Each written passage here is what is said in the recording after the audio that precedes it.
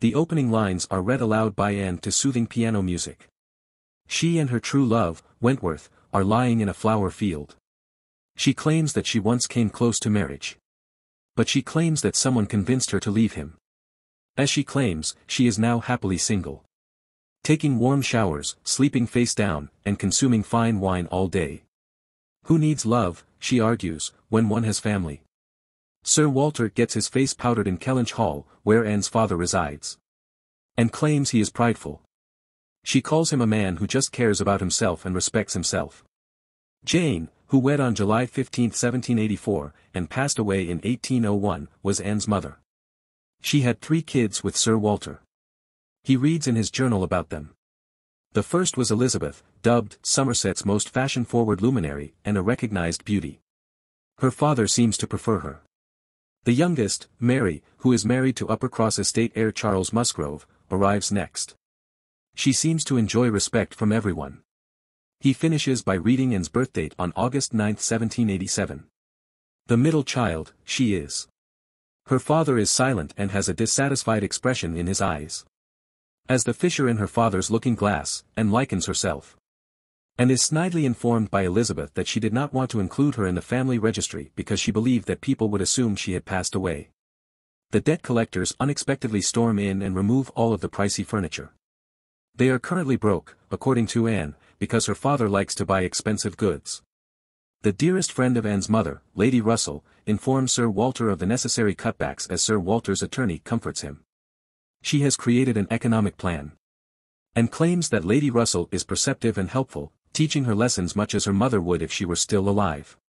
Even after Lady Russell warns Sir Walter that his actions may damage his daughters, Sir Walter is obstinately unable to change his extravagant habits. He and Elizabeth consider reducing the cost of the charity, but Lady Russell warns that Jane would be ashamed of them. A true reputation is derived from honesty, integrity, compassion, and acceptance of responsibility for the benefit of others, and informs her father. He says that she doesn't comprehend that they are talking about something important in order to calm her down. The attorney advises relocating to a smaller city with excellent spas, like Bath. He makes the case even more forcefully by stating that Admiral Croft, a Navy commander, wants to lavishly fund Kellynch Hall. A brother who had resided among them was also named by the lawyer. When Lady Russell hears and interrupt and mention him, she glances startlingly up at her. And is later reminded by Lady Russell that it had been 7 years since she parted ways with Wentworth as she walks into her room. Even though it has been 8 years, and says that she still harbors strong feelings for him since she believes he accepted her as she was. While Lady Russell pushes her own beliefs on Anne, telling her that marriage is a transaction for women and that Anne should marry someone of rank and riches rather than a guy who has nothing to offer but himself, and claims that she is angry with herself for being convinced to leave him. It should be emphasized that at that time, finding a suitor who could provide a lady with a comfortable life of money was more important to women than falling in love and finding interior comfort. The reason Frederick Wentworth has not reached out to her is because she broke his heart, and tells Lady Russell, even if he is now a wealthy man. This is how she defends his previous confidence in her. After urging Anne to give up on her former love because the ship has already sailed, Lady Russell exits the room. She wipes her eyes to stop herself from sobbing in silence. According to Anne, who narrates her own thought process, he did not defend her because he was a prideful man who did not understand the value of love that was not freely given. She opens a package containing gifts he gave her, including the first note he wrote to her at church, a romantic playlist, a lock of his and his horse's hair, and other items. She acknowledges that she has been following all information pertaining to her ex-boyfriend, but there hasn't been any word of his marriage, indicating that she still harbors some lingering optimism. The family discusses their future at Bath at lunch, primarily Elizabeth. The widowed Penelope Clay, the daughter of Sir Walter's attorney, sits with them as and quietly examines her surroundings. Penelope Clay has her eyes on Anne's father. They giddily flirt and giggle as they decide to take her to Bath. Anne learns she might not accompany the rest of her family to Bath. She will be going to Uppercross instead to take care of her sick younger sister. Anne sighs dismissively. The following morning, Elizabeth and Sir Walter depart, leaving Anne in charge of the house cleaning. The Crofts, the home's new residents, converse with Anne as they stroll across the garden. They discuss their brother, who Anne is already acquainted with. They inform her that he will be able to join us for supper when his ship docks in 2 days. While riding in a carriage through the countryside, and mulls about the possibility of running into Wentworth once more and imagines several scenarios. She enters Uppercross and hangs her coat while she describes her younger sister Mary, who is a bit of a narcissist, from her point of view. As soon as Anne enters, she hears her sister complaining exactly as she had anticipated. Two girls outside the window hurry to meet Anne, who recognizes them as Henrietta and Louisa Musgrove, her in-laws. They rush in to hug her, and Anne responds with an equally enthusiastic hug. When Mary's husband enters and informs them that Frederick Wentworth will be stopping by, Anne grits her lip and keeps her guard up. Unaware that Anne has been in love with Wentworth for a while already, Louisa gives Anne advice on how to court him in their bedroom. Someone has to forego supper to stay at home and care for Mary's son when he injured his arm by tumbling down a tree. Even though Mary is the mother, she uses the excuse that she is an empath who should be away from her son since she cares about him so much that she should, and she convinces Anne to stay and look after the child. Later that evening, while watching Wentworth at the party, Anne drinks outside the window. In her inebriated state, she cries out his name and hides herself from view, spilling a drink in the process. The following morning, Anne is having fun with her nephew while acting as Captain Wentworth when he unexpectedly enters the room. She quickly removes the bread basket that was on her head and quickly puts jam on her top lips before turning to face him. She corrects herself after calling him elderly in front of him since she understands that's really impolite, but he still responds to her in the same haughty way. Before Mary's husband removes him from the uncomfortable atmosphere, they exchange words back and forth briefly. The family travels by foot to the great house of Uppercross at night, where dinner is being served. With Wentworth and his sister and brother-in-law, the people who have rented Kellynch Hall, present, Louisa grabs Anne by the arm and pushes her to take a seat immediately next to him. When she finds an open seat, no one moves to push Anne forward, so she has to do it herself, drawing attention to herself. Anne quickly leaves, refusing to sit next to him. A short while later, Louisa, who is seated next to Wentworth, continues talking with him. They both appear to be having a fantastic time, while Anne looks on, horrified. Wentworth explains to the group around the table how he currently plans to wed. In a fit of rage, Anne declares that Charles, Mary's husband, intended to marry her first before they wed. Later that evening, Anne plays the piano as the visitors mingle and dance.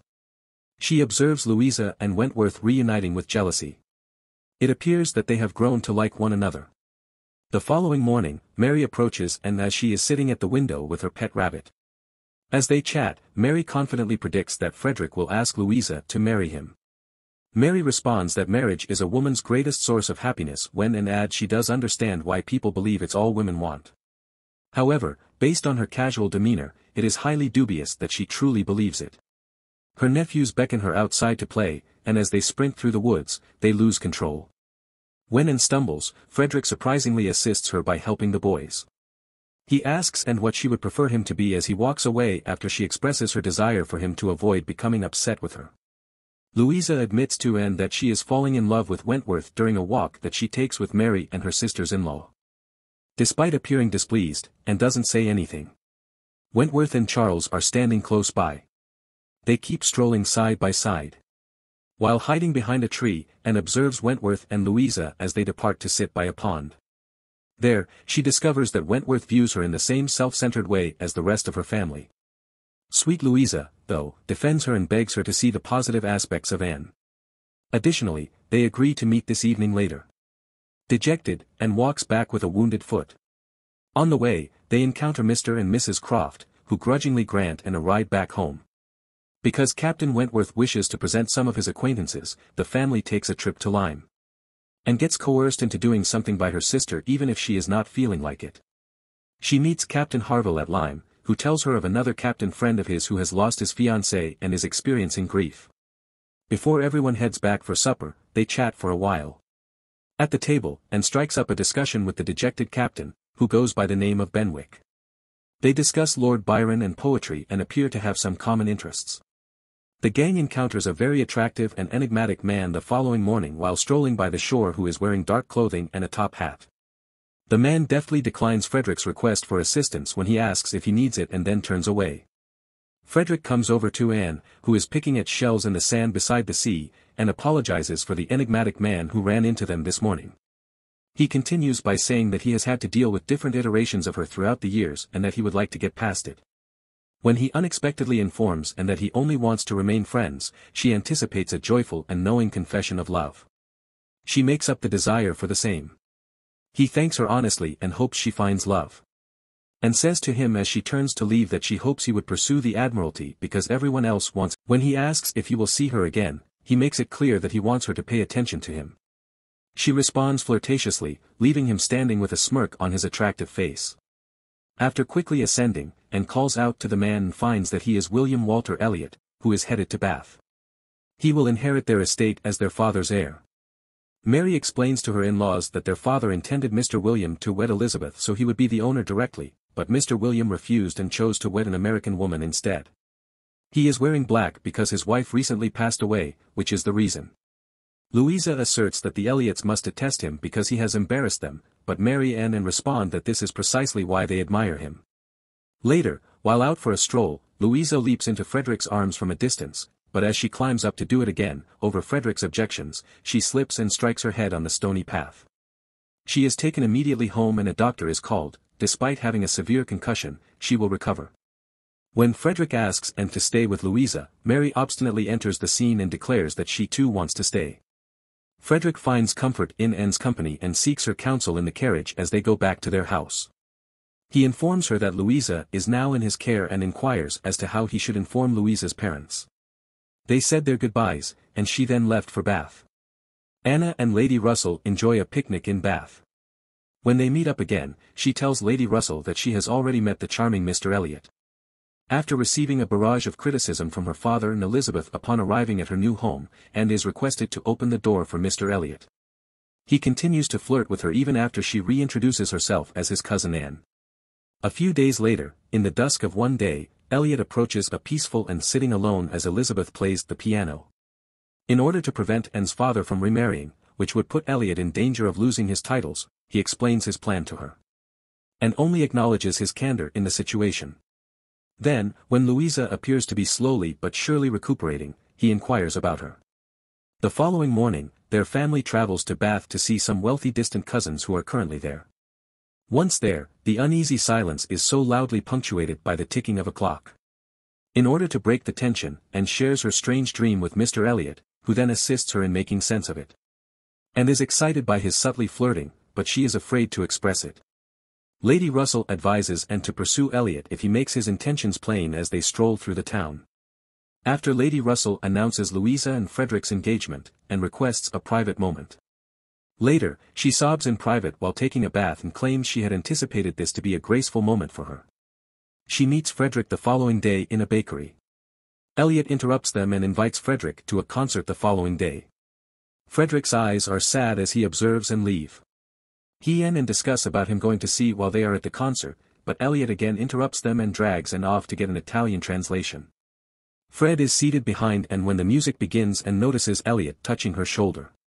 Anne follows him and tells him she wants to talk to him further before he can leave.